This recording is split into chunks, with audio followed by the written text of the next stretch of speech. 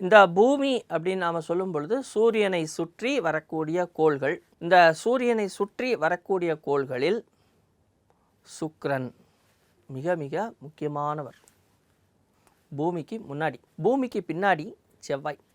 இந்த சுக்கிரனுக்கும் செவ்வாய்க்கும் பூமிக்கும் ஒரு நெருங்கிய தொடர்பு இருக்குது.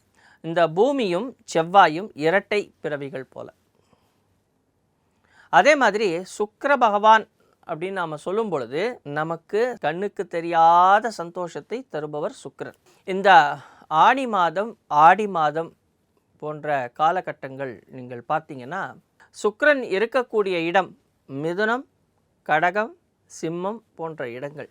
இந்த முக்கியமாக இந்த கடக்கக்கூடிய நட்சத்திரங்களில் நம்முடைய கர்மாவை குறிக்கக்கூடிய நட்சத்திரங்கள் அடங்கியிருக்கு.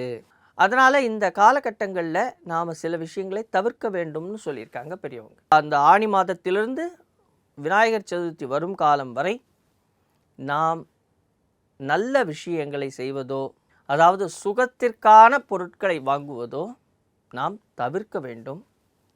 அவ்வாறு தவிர்த்தால் நமக்கு நிம்மதியும் சந்தோஷமும் வந்து சேரும்.